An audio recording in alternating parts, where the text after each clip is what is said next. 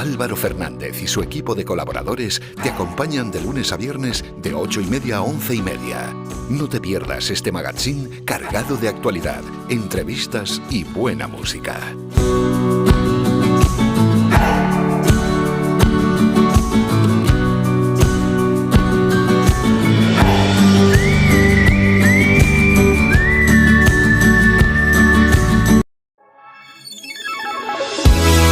Los eSports en la onda.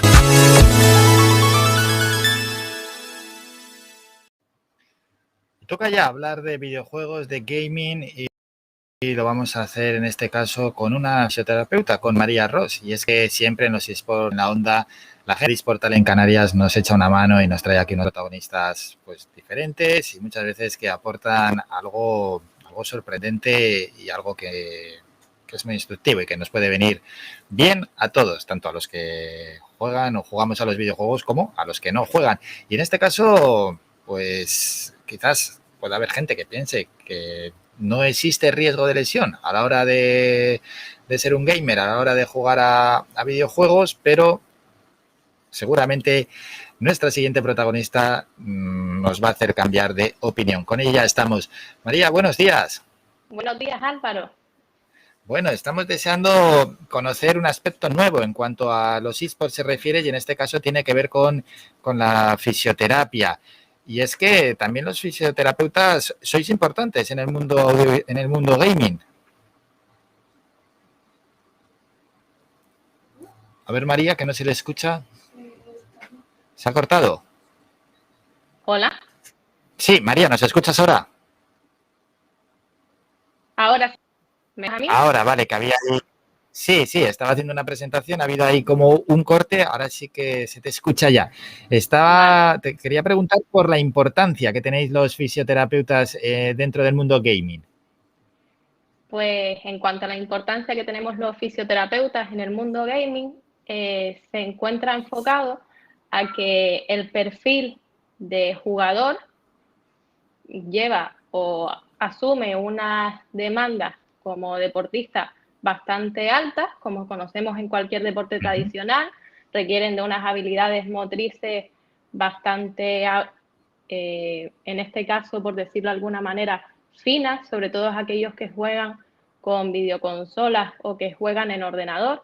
También requieren de unas demandas a nivel cognitivo, de una atención, una memoria a corto plazo, estar interactuando constantemente con el juego y con lo que va ocurriendo en el juego. Entonces, como tú decías al principio, jugar al videojuego a un nivel tan alto también tiene sus consecuencias a nivel tanto físico, mental como social. Por ello, los fisioterapeutas, junto a otros profesionales, tenemos que formar un buen equipo para atender a la salud, al bienestar y a las consecuencias que puedan esas demandas producir sobre los jugadores. No, aunque pasan mucho tiempo sentados y se puede asumir que tiene un papel sedentario, en parte es cierto que en diferentes modalidades, porque después hay juegos en los que se realizan movimientos y no se está tanto tiempo sentado, pero en estos casos las habilidades son diferentes aunque el jugador se encuentre en esta posición. Como te digo, se hacen muchos movimientos con las manos, de hecho se puede hacer hasta 400 movimientos en un minuto con una sola mano, es decir, es bastante importante tenerlo en cuenta.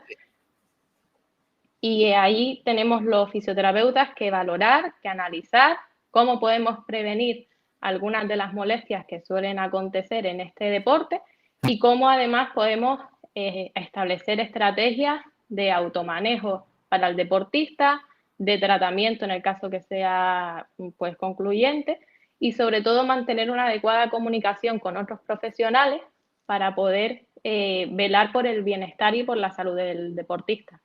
María, has comentado eso, ¿no? Por ejemplo, los 400 movimientos que se puede hacer con las manos. ¿Cuáles son las lesiones más comunes que se producen entre los jugadores, entre los gamers?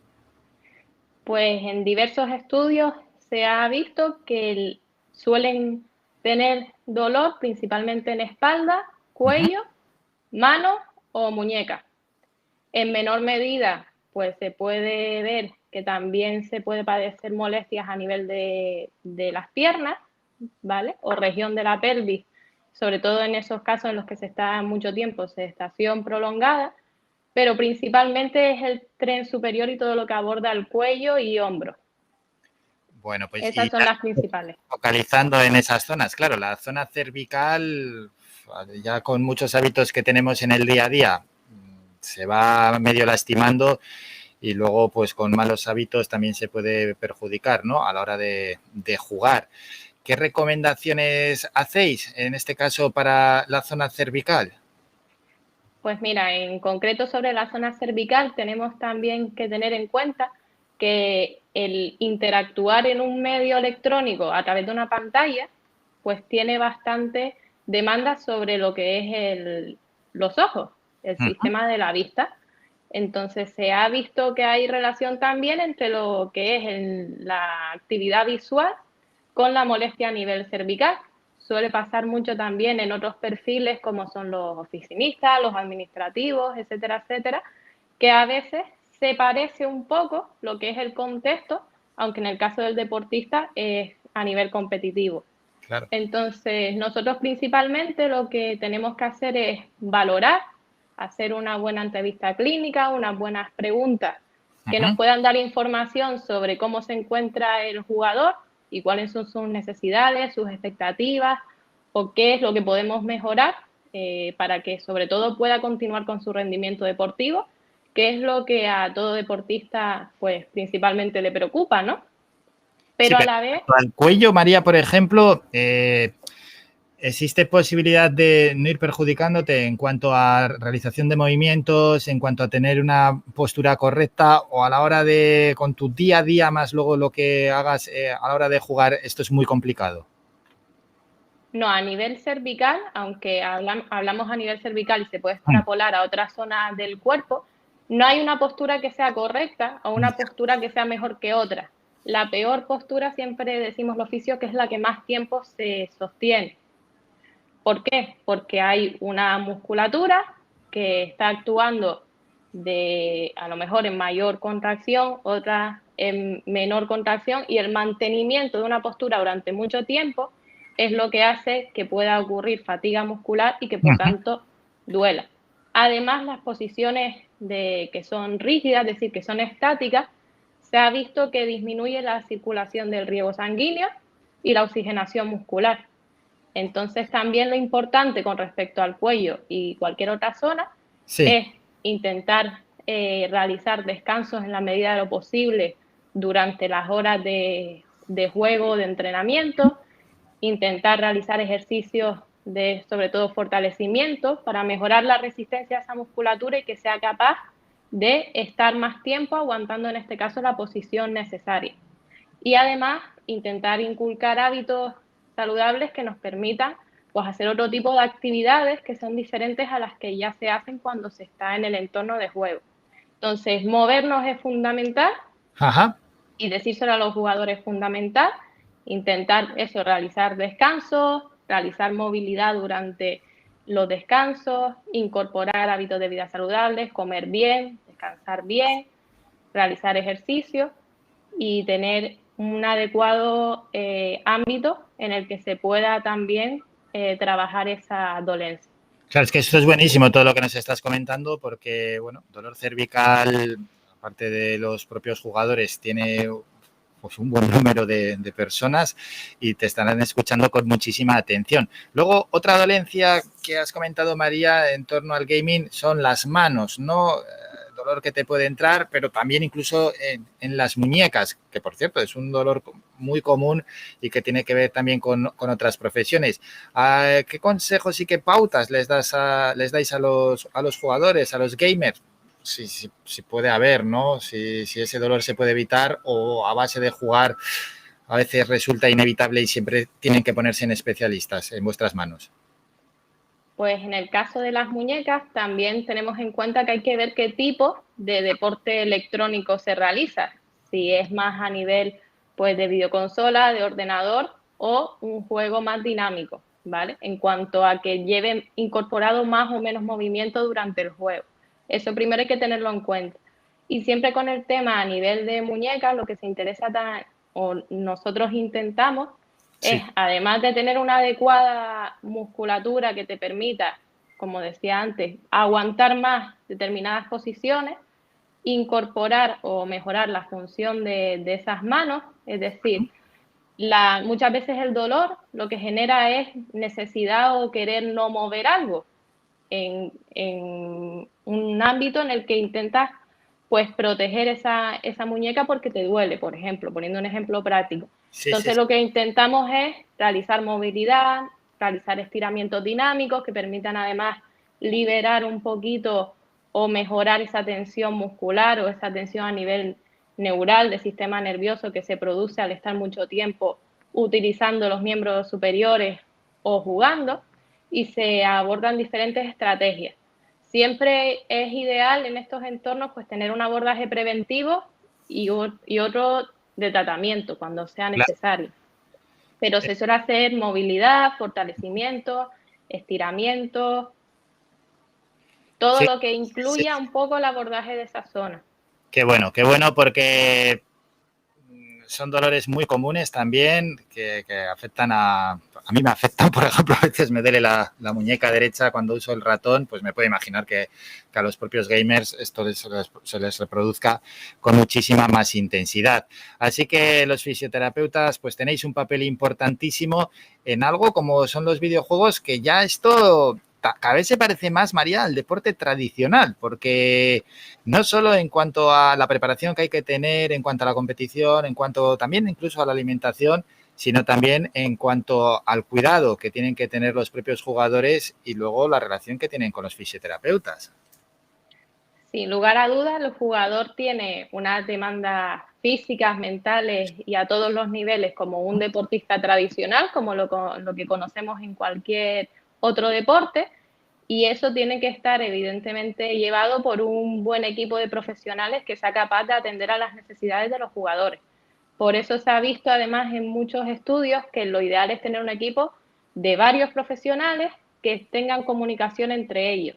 Los principales que se han visto pues son médicos, fisioterapeutas, oftalmólogos, también hay algún artículo que los refiere, nutricionistas, psicólogos y entrenadores personales. Esos son los principales que se han visto y que son los que serían los más beneficiosos para el bienestar y el rendimiento deportivo del jugador. Como Y la sobre todo comunicados entre ellos que puedan intercambiar conocimientos, intercambiar datos sobre los jugadores, sobre todo, como te comentaba, para ajustarse a sus necesidades. Cada caso es un mundo, cada caso es particular y es totalmente individual, y cada jugador tiene que tener su abordaje personalizado.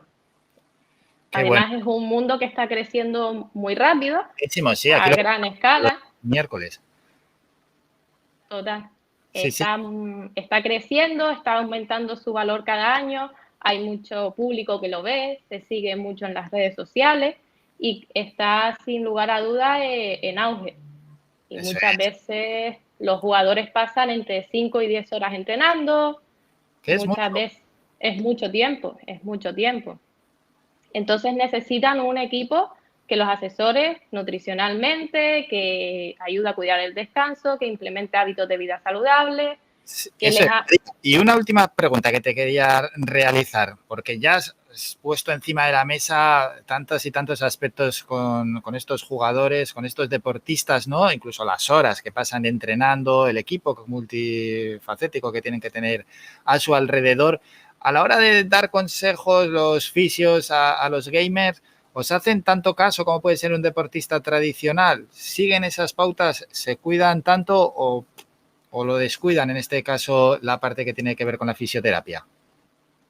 Bueno, pues eso en líneas generales no hay un patrón establecido. Si bien es cierto que muchas veces, sobre todo cuando compromete el rendimiento deportivo, es cuando el jugador se plantea de verdad tomar conciencia, porque como cualquier otro deporte y cualquier otro deportista, lo que no quieren es dejar de jugar. Claro. Y muchas veces lo que se ha visto en muchas encuestas y en muchos artículos es que el dolor lo que les impide es jugar y es participar en las competiciones, y eso es precisamente lo que no quieren, porque sobre todo en este ámbito no hay una baja temporada o no hay un fin de temporada como en otros deportes.